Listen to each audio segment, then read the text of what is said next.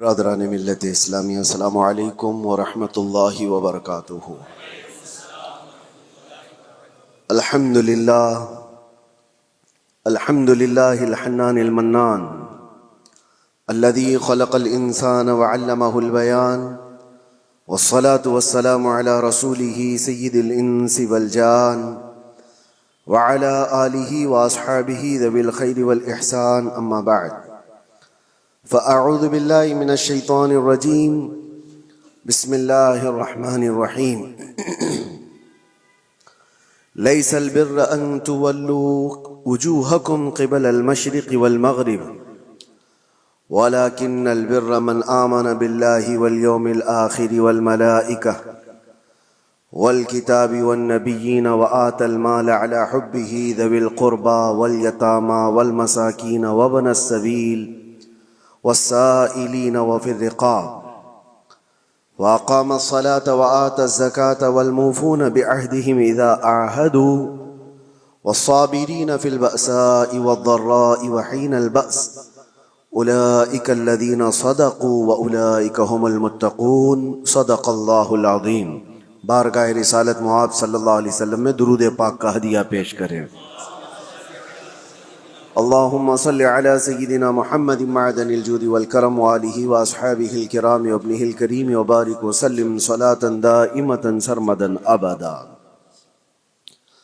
عزیزان گرامی وقار، سب سے پہلی چیز انسان کو جو سیکھنی چاہیے وہ انسانیت ہے۔ انسانیت کیا چیز ہے؟ انسان جو اس کائنات میں آیا ہے اسے اپنی انسانیت معلوم ہو، میں کیوں آیا ہوں،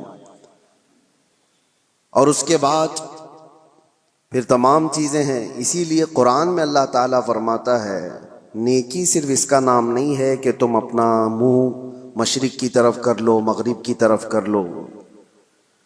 ابھی جو آیت میں نے آپ کے سامنے تلاوت کی ہے سورہ بقرہ کی، رب تعالیٰ فرماتا ہے نیکی صرف اس کا نام نہیں ہے کہ تم پورب کی طرف پچھم کی طرف اپنا چہرہ کر لو، بلکہ نیکی اصل یہ ہے کہ اللہ پر ایمان لاؤ، اس کے فرشتوں پر، اس کے نبیوں پر، اور اس کے بعد رب تعالیٰ فرماتا ہے اپنا مال اللہ کی محبت میں رشتہ داروں کو، مسکینوں کو، یتیموں کو، مسافروں کو دیا کرو۔ ان کے جذبات سمجھنا، یہ انسانیت ہے۔ انسانیت کہتے کسے ہیں؟ انسانیت کہتے ہیں اپنے اندر سے نکل کر کے دوسرے انسانوں کی فیلنگ کو سمجھنا، ورنہ تو پھر وہ سیلفش ہوتا ہے، مطلبی ہوتا ہے، صرف وہ اپنی سہولیات کے لیے دوڑ بھاگ کر رہا ہے تو اسے انسانیت پتہ ہی نہیں ہوتی۔ جیسا کہ آج چل رہا ہے، ہر کوئی جو دوڑ رہا ہے اس کا اپنا ایک ٹارگٹ ہے، اس کا اپنا ایک گول ہے۔ وہ چاہے بڑے سے بڑا نیتا ہو، وہ جہاں تک بھی پہنچ جائے وہ خاموش نہیں ہے، اس سے آگے دوڑ رہا ہے۔ لیکن اس کی دوڑ کے پیچھے ریزن اگر آپ تلاش کریں گے تو یہی ملتا ہے کہ وہ ایک کمفرٹ زندگی چاہتا ہے، ایک آرام دہ زندگی چاہتا ہے، اس کو ایک بڑا بنگلہ چاہیے یا اپنی اولاد کو سیٹ کرنا ہے، صرف اور صرف اپنے حد تک سوچ رہا ہے۔ وہ بندہ کہاں ہے جو دوڑ بھاگ کرتا ہے تو غریبوں کے لیے، مسکینوں کے لیے، یا پھر دوسرے انسانوں کے لیے جی رہا ہو؟ انسانیت اس کو کہتے ہیں۔ وہ بہت خال ہیں، آج بہت کم لوگ ہیں۔ میں نہیں کہتا کہ صفحہ ہستی سے مٹ گئے، بہت کم ہیں۔ انسانیت کے لیے سب سے پہلے اس روئے زمین پر میں آپ کو بتاتا ہوں، قانون کی شکل میں کوئی اگر یہاں انسانوں کے پاس کوئی چیز آئی، دستاویز آئی، تو سب سے پہلے اسلام نے لایا ہے۔ سب سے پہلے اللہ کے حبیب صلی اللہ تعالی علیہ وسلم نے صرف اور صرف نمازوں کی، زکوٰۃ کی، حج کی تبلیغ نہیں فرمائی۔ آپ اگر حضور پاک صلی اللہ تعالی علیہ وسلم کی تعلیمات کا حصہ دیکھیں تو اکثر حصہ یہ انسانیت کے متعلق ہے۔ اور سب سے پہلے آپ کو میں اگر یہ بتاؤں، حضور پاک صلی اللہ علیہ وسلم نے یہ فرمایا وہ شخص مومن ہی نہیں جس کے شر سے، جس کے فتنے سے اس کا پڑوسی محفوظ نہ ہو۔ وہ مومن نہیں ہے۔ دوسری حدیث ہے، اللہ کے حبیب صلی اللہ علیہ وسلم فرماتے ہیں کہ وہ شخص ایمان والا نہیں ہو سکتا کہ پیٹ بھر کر کھا کر سویا ہو اور اس کا پڑوسی بھوکا سو رہا ہو۔ ایک روایت میں ہے کہ جب تم اپنے گھر میں سالن بناؤ تو پانی تھوڑا سا زیادہ کر لو تاکہ تم اپنے پڑوسی کو بھی وہ پہنچا سکو۔ ضروری نہیں کہ پانی والا ہی پہنچائے، اگر تمہاری استطاعت نہیں ہے تھوڑا سا ہی بنتا ہے۔ تو یہ ایک مثال دی گئی ہے۔ یہ ہیں دوسروں کے حقوق کے سلسلے میں اسلام کی تبلیغ۔ آپ کو میں بتاؤں یہ انسانیت ہے، اور جس سے آج دنیا فراموش کر چکی ہے۔ سب کے سب اکثر مطلبی لائف جینا چاہتے ہیں، سیلفش لائف، جس میں صرف اور صرف اس کا اپنا چاہیے۔ اور خاص طور پر یہ بڑے بڑے شہروں کی بات میں اگر کہوں، میٹروپولیٹن سٹیز جو ہیں، بڑے بڑے اپارٹمنٹ میں رہنے والے لوگ، حیرت ہوتی ہے اسی فلور پہ 25 سال سے لوگ رہ رہے ہیں، لیکن ان کو پتہ ہی نہیں ہے کہ پڑوس میں کون رہتا ہے۔ بلڈنگ میں جنازہ نکل رہا ہوتا ہے اور لوگوں کو پتہ ہی نہیں ہوتا کہ کون مرا آج۔ انسانیت ایسی نہیں تھی پہلے میاں۔ گاؤں کی آج بھی تہذیب ایسی ہے کہ گاؤں کے کسی بھی گھر میں چھوٹی سی بھی بات ہو تو پورے گاؤں والوں کو خبر ہو جاتی ہے اور سب اس کے گھر جمع ہو جاتے ہیں۔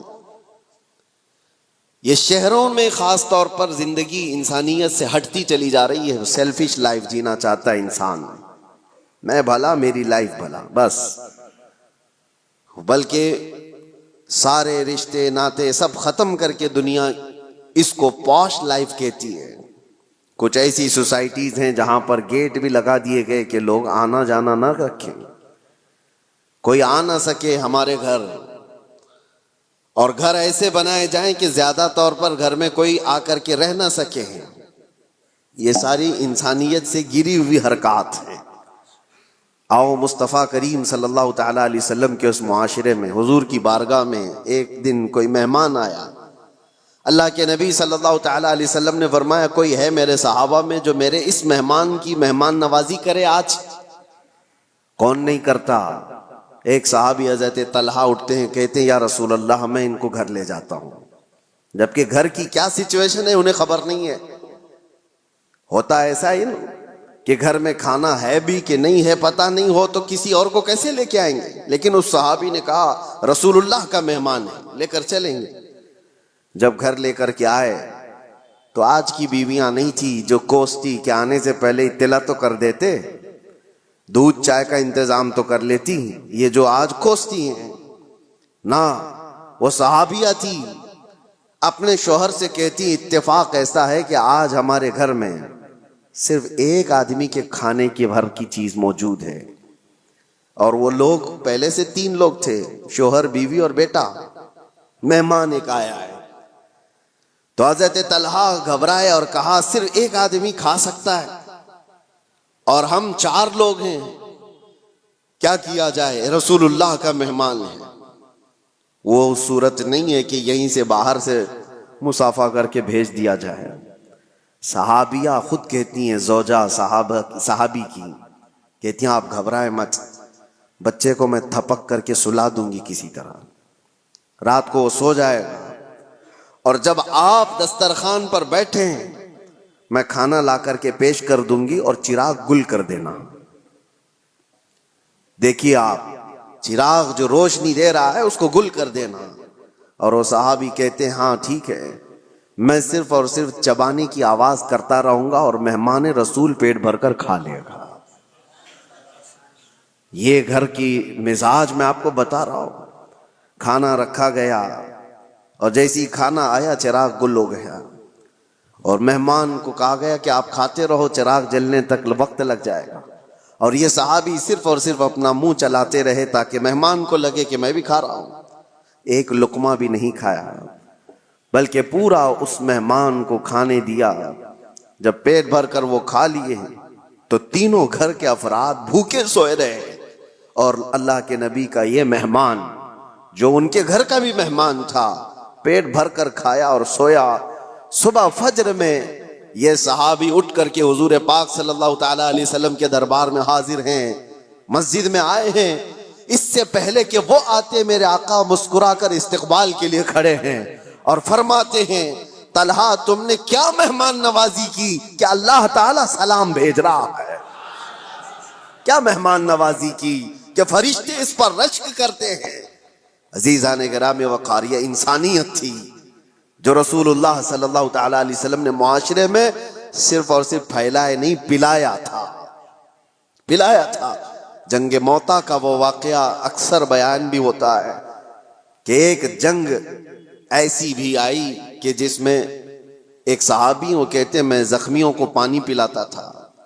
جو زخم کھا کر کے گر جائے اس کو میں اپنے مشکیزے سے پانی پلاتا. ایک جگہ پر ایک صحابی زخم کھا کر گر گئے اور ان کا آخری وقت لگ رہا تھا. میں پانی لے کر ان کے پاس گیا. وہ العطش العطش کہہ رہے تھے پیاس پیاس.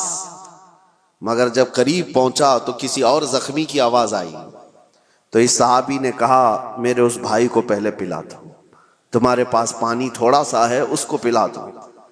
یہ صحابی کہتے ہیں میں دوسرے کے پاس گیا تو ایک تیسرے کی آواز آئی. دوسرے نے بھی کہا کہ جاؤ مجھ سے پہلے اس کو پلاتا ہوں. تیسرے کے پاس گیا تو وہاں جاتے وقت یہ صحابی کہتے ہیں ان کا انتقال ہو گیا, وہ پی نہ پائے. میں پلٹ کر کے آیا کہ ان دونوں کو پلا دوں تو واپس آ کر دیکھا تو ان دونوں کی بھی جان جا چکی تھی. ایک دوسرے کے لیے انہوں نے پانی تک نہیں پیا. یہ معاشرہ تھا اسلام کا, اور رسول اللہ صلی اللہ تعالیٰ علیہ وسلم نے جو انسانیت کے اعلیٰ اقدار اپنے صحابہ میں پیدا کیے تھے. میرے عزیزوں بیان کرنا یہ آسان ہے, اس کو پریکٹیکل اپنی لائف میں لے کے آنے کی کوشش کریں, اپنی زندگیوں میں اس کو لے کر کے آئیں. انسانیت وہ نہیں ہے کہ جو آج لوگ سمجھتے ہیں گھر میں کھانا بنا تھا اور اس کے بعد بچ گیا تو ہم دوسروں کا بھی خیال کرتے ہیں. تم اپنا کچرا کسی اور میں ڈم کرنا چاہ رہے ہو, خیال نہیں کر رہے ہو. خیال اس کو کہتے ہیں کہ جب گرم کھانا بنا ہوا ہو اور پہلے کسی اور کا خیال آ جائے, پہلے کسی فقیر کا خیال آ جائے. بچ جانے کے بعد بہت سارے ایسے ہیں. ہم پہلے جب دارالعلوم میں ہوا کرتے مدرسہ ہم بھی چلاتے تھے. اکثر لوگ شادی میں ولیمے میں دن بھر مصروف اور رات کو کھانا بچا ہے تو کہتے ہیں مدرسے کے بچوں کو کھلا دیں گے. بچوں کو لا کر کے کھلانے کے لیے بڑے بڑے آدھے آدھے دیگ بچے ہوئے لے کر کے آتے ہیں اور پھر وہ اس کو ثواب سمجھتے ہیں. ہم نے ان سے کہا تھا یہ مہمانان رسول ہیں جو طلبہ ہیں, جو رسول اللہ صلی اللہ تعالیٰ علیہ وسلم کے مہمان کہلاتے ہیں, دین کا علم حاصل کرنے والے یہ طالب علم, اور تم ان کو اپنے گھر کا بچا ہوا کچرا لا کر ڈم کرنا چاہتے ہو. کیا تم سمجھتے ہو اور اس کو نیکی سمجھ رہے ہو اور فخر کر رہے ہو. فخر اس وقت ہوتا جب تمہارا کھانا بن کر تیار ہوتا, تمہارے اپنے کھانے سے پہلے مہمانان رسول کا خیال کیا ہوتا کہ ان کا بھی اتنا حصہ ہے اس کے اندر. عزیزان گرامی وقار, انسانیت صرف اور صرف اپنی خاطر جینے کا مطلب نہیں ہے.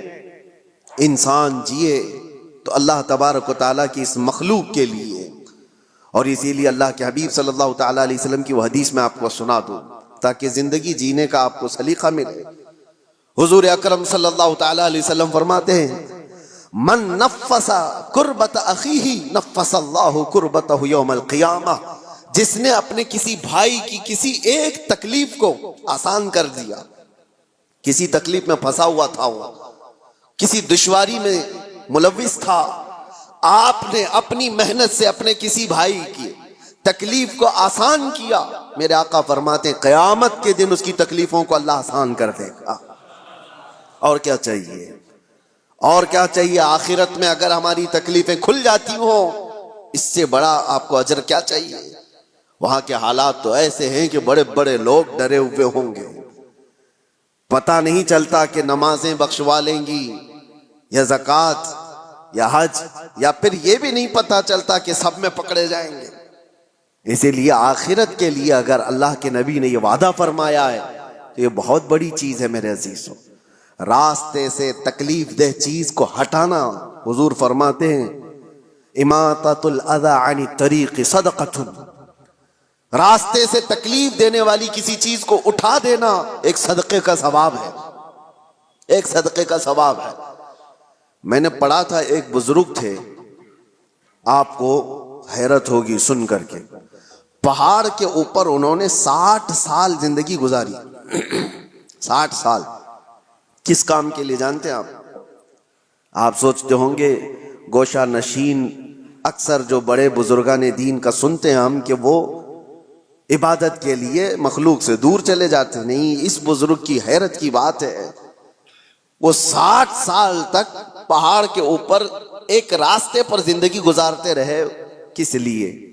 ان سے کسی نے پوچھا تھا، پہاڑوں پر جو راستہ ہو کر گزرتا ہے، گھوڑے دوڑتے ہوئے آتے تھے، تو اکثر آپ نے دیکھا ہوگا آج بھی جو پہاڑوں کے راستے ہوتے ہیں، گھاٹی کے راستے جن کو کہتے ہیں، بہت اس کے اندر ٹرن ہوتے ہیں، وہ سیدھے راستے ہوتے نہیں ہیں، بہت زیادہ اس کے اندر پیچ ہوتے ہیں۔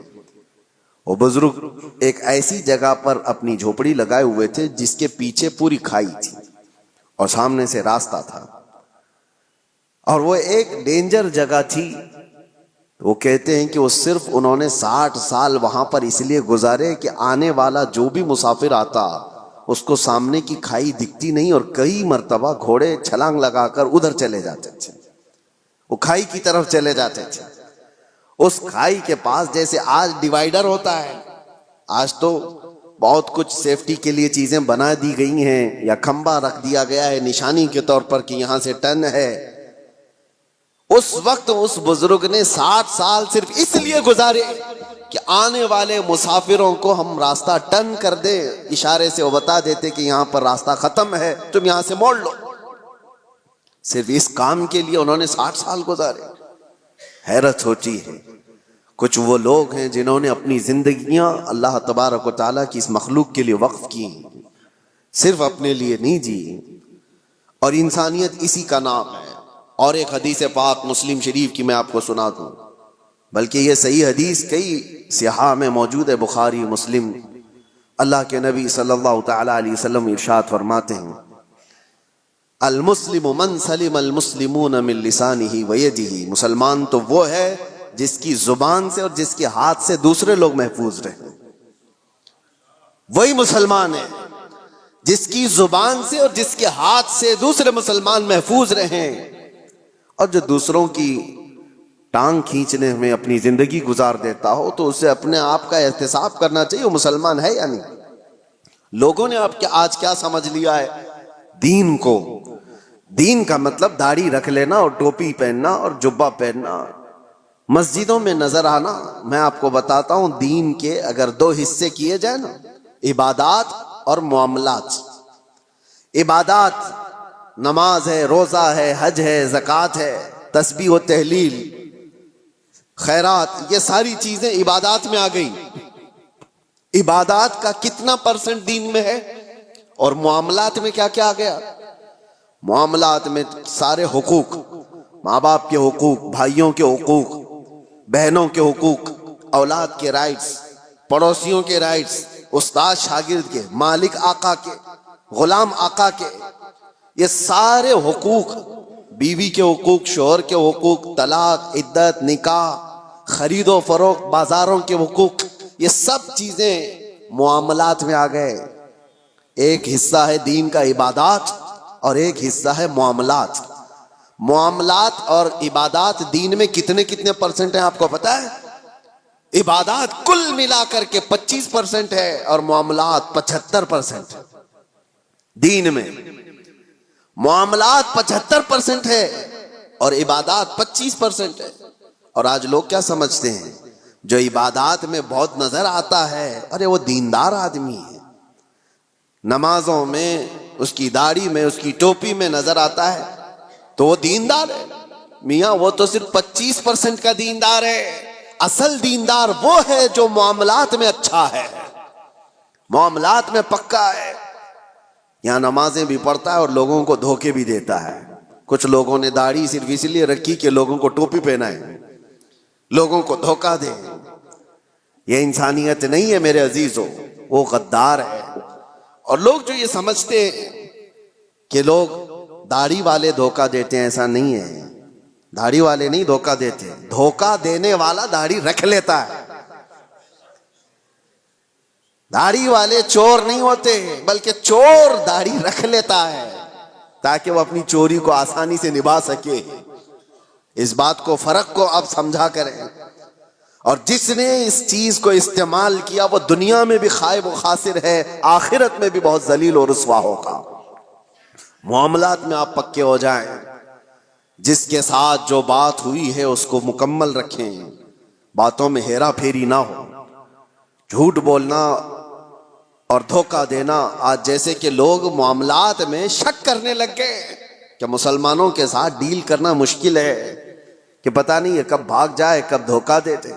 نہیں میرے عزیزو، اللہ کے نبی صلی اللہ تعالی علیہ وسلم نے وہ معاشرہ بنایا تھا جہاں لوگ فخر کرتے تھے مسلمانوں کے ساتھ تجارت کرنے میں، اس لیے کہ دھوکہ اسلام میں جائز نہیں۔ اور ایک بات میں آپ کو بتا دوں، لوگوں نے یہ محسوس کر لیا ہے کہ صرف مسلمان کو دھوکہ نہیں دینا چاہیے، غیر مسلم کو دے سکتے ہیں۔ اسلام کسی بھی انسان کو دھوکہ دینے کی اجازت نہیں دیتا، چاہے وہ ہندو ہو، کرسچن ہو، یہودی ہو، کسی بھی۔ غش جس کو کہتے ہیں، دھوکہ اسلام میں جائز ہی نہیں۔ کسی صاحب نے ہم سے کہا تھا کہ بغیر ٹکٹ کے میں سفر کر لیتا ہوں۔ کہا کیوں؟ کہا وہ ہماری تھوڑی نہ ہے، وہ تو ان کی ہے، حکومت اس کی ہے، اور وہ تو لوٹ کے کھا ہی رہے ہیں۔ میرے عزیزو، چور اگر چوری کر رہا ہے تو تو برابر کی چوری کرے گا، کسی کی بھی ہو، یہ جائز نہیں ہے۔ اسلام میں غش اور دھوکہ کسی طرح سے جائز نہیں۔ کئی ایسے مسائل ہمارے پاس آتے ہیں، جاب کرنے والے بچے نوکریاں کرتے ہیں کمپنیوں میں، ان کے مالک نان مسلم ہیں، کئی مرتبہ وہ یہ پوچھتے ہیں کیا ہم اپنی کچھ چیزیں ان سے چھپا کر کے حاصل کر سکتے ہیں جبکہ غیر مسلم ہیں؟ نہ، جائز نہیں ہے۔ بلکہ وہاں تمہارے لیے اور بڑی ذمہ داری ہو جاتی ہے، اور بڑی ذمہ داری ہو جاتی ہے۔ صرف تمہارے اس کے ساتھ معاملات ہی نہیں ہے، بلکہ اس وقت تم اسلام کے ریپریزنٹیٹیو ہو، وہ تمہارے ذریعے سے اسلام کو دیکھ رہا ہے۔ انگلینڈ میں ایک مسئلہ ایسا پیش آیا تھا، بس کا ایک کنڈکٹر ٹکٹ دیتے دیتے اٹھنی، جس کو وہاں پر پینی کہا جائے، ہاف پاؤنڈ، ہمارے یہاں کی اٹھنی جس طرح سے ہو، 1 روپے کے 2 حصے، ہاف پاؤنڈ ایک بندے کو زیادہ دے دیا اس نے ٹکٹ میں، ٹکٹ کے بچت میں واپس۔ اور اس کے بعد ہو سکتا ہے غلطی سے اس طرح پیسے آ جاتے ہیں، وہ مسلمان تھا، اس نے رکھ لیا، اور اس کو پتا بھی ہے کہ میرے پاس ہاف پاؤنڈ زیادہ آیا ہے، وہ رکھ لیا۔ سفر تقریباً 1 گھنٹے کا تھا، کئی مرتبہ وہ بندہ سوچتا بھی رہا کہ ہاف پاؤنڈ واپس کر دوں، پھر اس نے دل میں یہ سوچا ہاف پاؤنڈ سے اس کا ہونے والا کیا ہے، یہ تو اچھی سیلری والا ہے، ہاف پاؤنڈ سے اس کا کیا بھلا ہونے والا ہے، میرے پاس رہ گیا تو کون سی بڑی بات، رکھا رہا۔ لیکن میرے عزیزو، ایک بات میں آپ کو یہ بھی بتا دوں، بزرگوں نے فرمایا جس کو حلال کھانے کی عادت ہو، اگر غلطی سے کہیں حرام لقمہ اس کے پاس آ جاتا ہے تو غیب سے اللہ تعالیٰ اس کی حفاظت کا انتظام کرتا ہے۔ ہاں، یہ بات یاد رکھنا، آپ حلال کھانے کے عادی ہیں، کبھی حرام لقمہ آپ کے پاس آ گیا تو آپ کے ہاتھوں میں کپ کپی آ جائے یا آپ کے منہ میں متلی آنے لگ جائے، اللہ حفاظت فرماتا ہے، کوئی ذریعہ پیدا کرتا ہے۔ وہ بندہ ہے 1 گھنٹے کے سفر میں کشمکش میں تھا، اخیر میں اترنے سے پہلے اس نے سوچ لیا ہاف پاؤنڈ سے اس کا کچھ نہیں ہوتا تو میرا کون سا ہوتا ہے، میں کیوں رکھوں، میرے لیے کہاں حلال ہے۔ لے جا کر کے اس کنڈکٹر سے اس نے کہا کہ یہ آپ نے مجھے ٹکٹ سے واپس دینے کے وقت زیادہ دیا تھا، یہ آپ کے پیسے لے لیجیے۔ اس نے رکھ لیا۔ کنڈکٹر نے کہا غلطی سے نہیں دیا تھا، جان بوجھ کے دیا تھا، غلطی سے نہیں دیا تھا، میں جانتا ہوں تو مسلمان ہے، اور میں پچھلے کئی سالوں سے اسلام کو پڑھ رہا ہوں، اس کی امانتوں کو پڑھ رہا ہوں، اور آج میں دیکھنا چاہتا تھا کیا اسلام کا وہ اثر آج بھی باقی ہے، تو نے واپس کر کے اپنے اسلام کا وہ اثر مجھے دکھا دیا۔ میرے عزیزو، آپ صرف یہ نہ سمجھیں کہ معاملات میں صرف آپ ہیں اور سامنے والا ہے، آپ اسلام کے ترجمان ہیں، اس وقت اسلام کے ایمبیسیڈر ہیں آپ، اس وقت اسلام کے ریپریزنٹیٹیو ہیں، میرے آقا کے اخلاق کے علمبردار ہیں۔ دنیا آپ کو دیکھ کر کے اسلام سیکھنا چاہتی ہے، آپ کو دیکھ کر کے اسلام کو سمجھنا چاہتی ہے۔ کتابوں سے پڑھا ہوگا، عمل سے سمجھ جاتے ہیں۔ اس لیے اپنے معاملات کو صحیح کرو۔ جو بات میں عرض کر رہا تھا وہ انسانیت کی، انسانیت اسلام نے جو سکھائی ہے، میں چیلنج کے ساتھ کہتا ہوں پوری کائنات میں اس کا مثیل، اس کی نظیر نہیں لا سکتے، نہیں لا سکتے۔ اللہ کے نبی صلی اللہ تعالی علیہ وسلم نے انسانوں کے احترام کے لیے ہی تو بیان فرمایا۔ اس مکہ میں جہاں بیٹیوں کو مار دیا جاتا تھا، لڑکیوں کو دفن کر دیا جاتا تھا، اللہ کے رسول صلی اللہ تعالی علیہ وسلم نے وہ انقلاب نہیں پیش کیا کہ ایک بیٹی بھی اگر تم نے پال کر کے اس کی شادی کر دی، حضور فرماتے میری شفاعت اس پر واجب ہے، وہ جنت کے لیے میرے پاس آئے۔ بچیوں کے حقوق کو بڑھایا، ماں اور بہنوں کے حقوق کو میرے آقا صلی اللہ تعالی علیہ وسلم نے کیسے بیان فرمایا۔ پہلے بہنوں کے حقوق نہیں دیے جاتے تھے، اور شریعت میں آج ان کا حصہ ہے۔ بہت سارے مسلمان آج مطلب پرست ایسے ہو گئے، مال زیادہ آ گیا، باپ کی طرف سے وراثت ملی تو اس پر ناک سانپ کی طرح بیٹھ گئے اپنی بہنوں کا حصہ مار کر کے، اور وہ یہ کہتے ہیں بہنوں کی تو ہم نے شادی کر دی تھی نا، اس میں تو لاکھوں خرچہ ہوا تھا۔ ارے وہ کھانا کھلائی ہوئی چیز کو تم انگلی ڈال کر کے الٹی کروانا چاہتے ہو؟ کسی بہن کی شادی کروانا یہ وراثت کی حصوں میں سے اس کو ڈیڈکٹ نہیں کیا جائے گا، وہ تو تمہارا اخلاقی فریضہ تھا جو تم نے ادا کر دیا، وہ تمہاری اخلاقی ذمہ داری تھی جو تم نے ادا کیا۔ بہنوں کا حصہ ماں باپ کی وراثت میں سے جتنا قرآن نے بتایا ہے اتنا دو، ورنہ قیامت کے دن ایک بالشت زمین کے بدلے 7 زمین و آسمان کا توق بنا کر اس کے گلے میں ڈالا جائے گا، وہ اٹھا نہیں پائے گا، اور بہت بڑے عذاب میں مبتلا ہوگا آخرت میں، بہت بڑے عذاب میں۔ تم کتنے دن کے لیے حاصل کر رہے ہو بہنوں کے حقوق مار کر کے؟ لوگ یہ سوچتے ہیں، اور ویسے ہی باپ جب مرا ہوتا ہے تمہاری بھی عمر 40 کے آس پاس ہو رہی ہوتی ہے اکثر۔ بچے کتنے تمہاری زندگی کے؟ 15-20 سال۔ ان 15-20 سالوں میں اپنی بہنوں کے حقوق لے کر بیٹھ جاتے ہو، کیا تمہارا حاصل ہوا آخرت کے عذاب کے علاوہ؟ اللہ تعالیٰ نے قرآن میں جو بیان فرمایا اس کو پورا ادا کرو۔ لوگ یہ سمجھ بیٹھے کہ جس کا جتنا آ جائے وہ ہمارا ہے، یہ اسلام نہیں ہے۔ 40 سال تک بھی اگر تمہارے پاس کوئی اس کا مانگنے والا نہ آیا تب بھی وہ مال تمہارا نہیں ہے۔ حدیث پاک ہے، میں آپ کو صرف اور صرف اس کی ایک جھلک بتا دوں۔ حضور پاک صلی اللہ تعالی علیہ وسلم نے فرمایا کہ بنی اسرائیل کا ایک شخص، بنی اسرائیل میں 3 لوگ ایسے تھے جو ایک پہاڑ کی چٹان کھسک آنے کی وجہ سے غار میں پھنس گئے۔ وہ تو پناہ لینے کے لیے رکے تھے اور ایک چٹان آ کر غار کے منہ پر گر گئی، پھنس گئے، وہی قبر بن گئی۔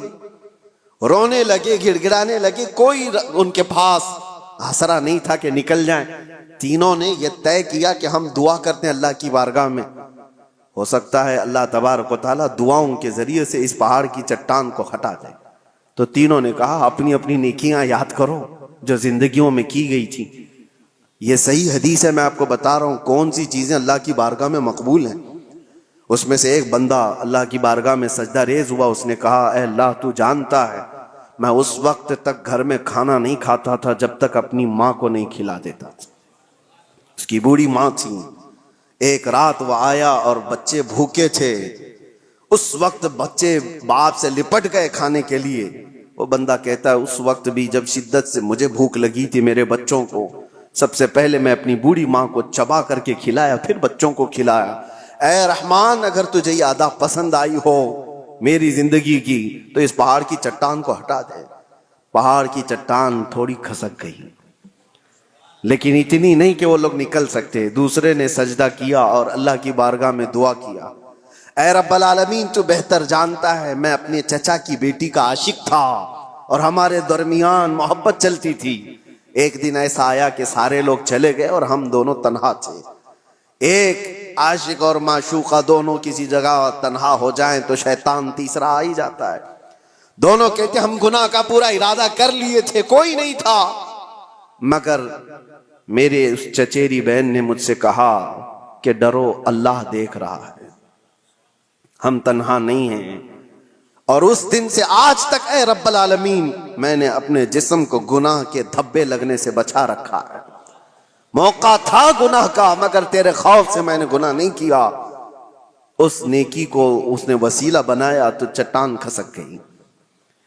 تیسرا جو بندہ تھا جو مجھے بیان کرنا ہے آپ کے سامنے, جو میرے ٹاپک ہے, جو ہمارا آج کا عنوان ہے, تیسرا بندہ وہ کہتا ہے کہ اے رب العالمین تو جانتا ہے کہ میں مزدوروں کو اپنے ہاں کام کے لیے رکھتا تھا, کام کراتا تھا, زمینوں کا مالک تھا.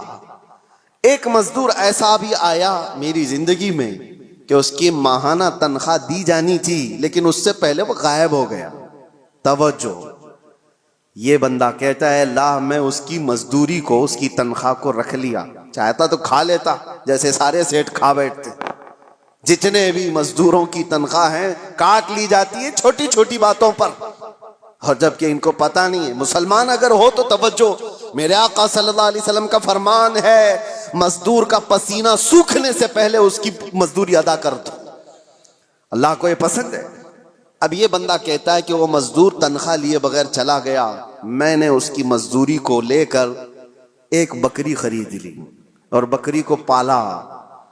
رب تبارک و تعالیٰ کی بارگاہ میں وہ کہہ رہا ہے بکری کو پالا, بکری نے بچے دیے اور پھر اس میں برکت اتنی ہوتی گئی, سالوں بیت گئے, بکریوں سے بکریاں, بکریوں سے بکریاں اتنی بڑھ گئی کہ وہ ریوڑ ہو گیا, بلکہ ایک میدان میں بھی وہ بھر نہیں پاتی تھیں. مجھے شہر سے باہر جانا پڑا, شہر سے باہر بہت بڑا میدان ان بکریوں کے لیے. ایک بکری سے اتنی بکریاں ہو گئی. اور یہ بھی بات بتاتا ہوں, میرے آقا نے فرمایا بکری میں برکت ہے, سارے جانوروں میں بکری میں اللہ نے برکت رکھی ہے. اور اتنی زیادہ بکریاں ہو گئی لیکن اس میں سے ایک بکری بھی نہ اس نے بیچا, نہ کھایا, نہ استعمال کیا.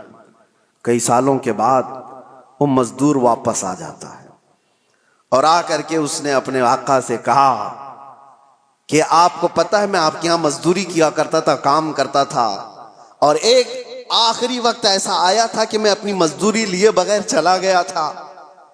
اگر ہو سکے تو آج میری بڑی مجبوری ہے, میں بہت بے بس ہوں, میری وہ مزدوری اگر آپ کے پاس رکھی ہو تو مجھے دے دیجیے. یہ بندہ کہتا ہے میں اس مزدور کا ہاتھ پکڑا اور لے جا کر کہا یہ ساری بکریاں تیری مزدوری کی ہیں, یہ تیری تنخواہ ہے. اس نے کہا سیٹھ صاحب کیا مذاق کر رہے ہو میرے ساتھ, میری تنخواہ اتنی نہیں ہے کہ ایک بکری بھی آ سکے آج کے زمانے میں, اتنی ساری بکریاں. وہ کہتا ہے جس وقت تو اپنی تنخواہ چھوڑ گیا تھا میں اس وقت تیری رقم سے ایک بکری خریدا اور اللہ نے اس میں اتنی برکت عطا کی. وہ بندہ دیکھتا ہے کہ آپ سچ کہہ رہے ہو. اس نے کہا ہاں سچ کہہ رہا ہوں, بکریاں ہی نہیں اس میں سے ایک بال بھی میرا نہیں ہے, سب کچھ تیرا ہے, بکریاں بھی تیری, رسیاں بھی تیری. وہ بندہ خوشیوں کے ساتھ ہانکتے ہوئے وہ بکریاں لے کر کے جاتا ہے اور اللہ کی بارگاہ میں کہتا ہے ایسا بندہ میں نے نہیں دیکھا جو اپنے حقوق اور معاملات میں اتنا پکا ہو. رب تعالیٰ کی بارگاہ میں یہ بندہ کہتا ہے اللہ یہ میں نے خالص تیری رضا کے لیے کیا, تیرے خوف سے کیا. رب تعالیٰ نے اس کی یہ دعا سنی. حضور فرماتے ہیں فوراً وہ چٹان کھسک کر کے نکل چکی تھی, تینوں باہر آ گئے تھے. بڑی بڑی مصیبتوں میں آج بھی ہم گرفتار ہیں. ہمارے پاس ایسی کوئی چیز ہے تو رکھو اور دعا کرو. ہم نے کسی انسان کے ساتھ اگر اس کی مصیبتوں میں ایسا سلوک کیا ہے تو وہ بھی اللہ کی بارگاہ میں آج رکھو, دیکھیں مصیبتیں کیوں نہیں دور ہوتی. ہم نے تو ایسی چیزیں کہاں رکھی ہیں. اسی لیے معاملات میں اسلام بہت زیادہ تاکید کیا ہوا ہے. میرے عزیزو, کچھ لوگوں کو باتیں کڑوی لگتی ہیں لیکن یہی صحیح ہے عزیزو, یہی صحیح ہے. آج اگر تم ان حقوق کی پامالی کرو گے تو قبر بھی ہے اور آخرت بھی ہے. میں ان کی بات نہیں کرتا جن کا آخرت کا تصور ہی نہیں. آپ کو آخرت میں اللہ کی بارگاہ میں کھڑا ہونا ہے, حساب دینا ہے, اس لیے اپنے معاملات کو صحیح رکھو. ایک لقمہ بھی بلکہ ایک جنازہ میرے آقا کی بارگاہ میں ایسا آیا تھا, صحابہ کھڑے ہیں, صفے لگائے ہوئے ہیں. حضور نے پوچھا اس مرے ہوئے آدمی پر کسی کا کوئی قرضہ باقی ہے؟ جماعت میں سے ایک نے کہا یا رسول اللہ 2 درہم کا قرضہ باقی ہے. حضور پیچھے آ جاتے ہیں اور کہتے ہیں صلو علی صاحبکم ولا اصلی علیہ, تم چاہو تو اپنے اس ساتھی کی جنازے کی نماز پڑھ لو, میں نہیں پڑھنے والا. اللہ کے نبی نے فرمایا میں اس کی جنازے کی نماز نہیں پڑھوں گا. 2 درہم کا قرضہ باقی تھا بس. ہم تو اس کو بس کہتے ہیں نا تھوڑا سا. اللہ کے نبی نے فرمایا میں اس کی نماز جنازہ نہیں پڑھوں گا. دوسرے ایک صحابی نے حضور کی بارگاہ میں عرض کیا آقا میں اس کی ضمانت لیتا ہوں. حضور نے پوچھا کب تک ادا کرو گے؟ انہوں نے کہا مجھے شام تک کا وقت دیا جائے, اس کی طرف سے جس کا قرضہ باقی ہے میں وعدہ کر دوں گا. جب انہوں نے یہ ضمانت لے لی تو اللہ کے نبی صلی اللہ علیہ وسلم نے نماز پڑھائی. یہ ہے اسلام. اور بڑے بڑے حقوق کی پامالی کرنے کے بعد اگر لوگ یہ سمجھتے ہیں کہ مسلمان ہونا اسی کا نام ہے, داڑھی ہو, ٹوپی ہو, جبہ کبا ہو, معاملات میں اگر گرا ہوا ہے تو اس کے اندر اسلام کی بو باس نہیں آئی ہے, وہ ایمان کا حصہ نہیں رکھتا ہے. اور اخیر میں یہ عرض کروں گا, ساتھ ہی یہ تو مسلمانوں کے معاملات تھے, آپ کو میں بتاؤں انسانیت کے لیے, حقوق کے لیے سب سے پہلے ابھی آج کی اس دنیا میں جو ایک لائے عمل تیار کیا گیا اور ایک دستور آیا آسٹریا کے ویانا شہر میں 1993 میں پہلی یہ کانفرنس کے اندر اقوام متحدہ جس کو UN کہا جاتا ہے, جو یونائٹڈ نیشن, تقریباً 170 کنٹریز مل کر کے یہ حقوق بنائی کہ انسانوں پر کیا کیا حقوق ہو سکتے ہیں, کوئی ایک دوسرے کے حق تلفی نہ کرے, جنگوں کے حقوق. یہ ساری چیزیں کب بنی ہیں؟ یہ آپ فیڈریشن ہے, اس کا نام ہے ویانا فیڈریشن, اس نام سے یہ پوری دنیا میں عام کیا گیا. 1993 کی بات کر رہا ہوں, آج سے تقریباً صرف اور صرف 32 سال پہلے, سمجھ رہے ہیں آپ, 32 سے 33 سال پہلے پوری دنیا میں انسانوں کے حقوق کے لیے ایک لائحہ عمل بنایا گیا, ایک دستور بنایا گیا. مجھے حیرت ہوتی ہے پڑھ کر, اس نئی دنیا میں صرف 32-33 سال پہلے تم انسانوں کے حقوق لائے ہو. ذرا تاریخ پڑھے ہوتے آج سے 1400 سال پہلے اس سے زیادہ حقوق محمد الرسول اللہ نے بیان فرمایا.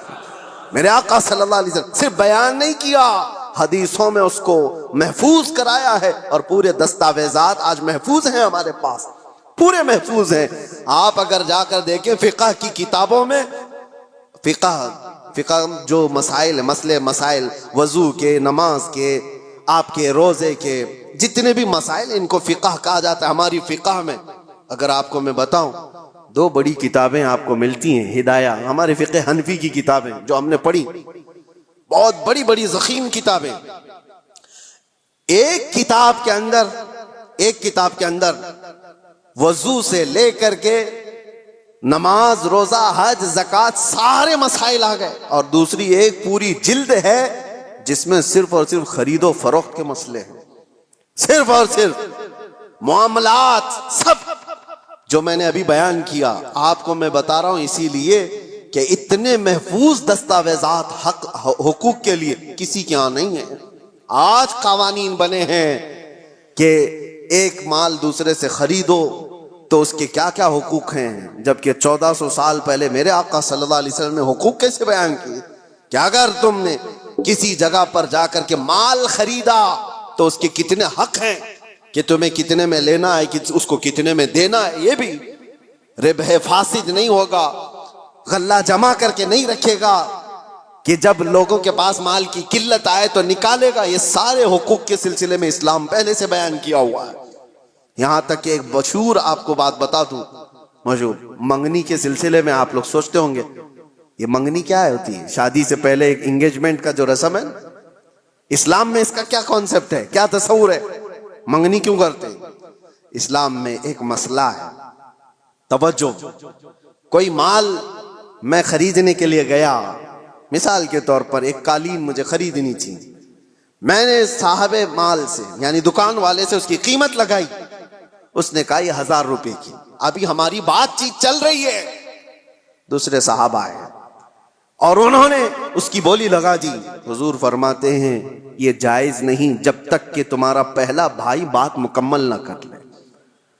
اپنے بھائی کی بے پر بے جائز نہیں. سمجھ میں آ رہی ہے آپ کو بات؟ مسئلہ ہے یہ شریعت کا. میں اگر خرید رہا ہوں تو دوسرا اس میں گھس کر کے نہ خریدی کی بات نہ کرے جب تک میری ڈیل مکمل نہیں ہو جاتی. یا تو میں چھوڑ دوں یا تو میں لے لوں، نکل جاؤں، اس کے بعد دوسرے کا حق ہے. یہ اسلام کا مسئلہ ہے. یہی کانسیپٹ ہے منگنی کا. منگنی کیوں کی جاتی ہے؟ کسی لڑکی کو آپ نے دیکھا، پیغام نکاح بھیج دیا اور لڑکی نے قبول کر لیا، شادی ابھی نہیں ہوئی، اور یہ اعلان کیا جا رہا ہے. اللہ کے نبی صلی اللہ علیہ وسلم نے فرمایا تمہارے بھائی نے کسی لڑکی کو نکاح کا پیغام بھیج دیا ہے تو اپنے بھائی کے پیغام پر پھر کوئی دوسرا آدمی پیغام بھیج نہیں سکتا، حرام ہے اس کے لیے.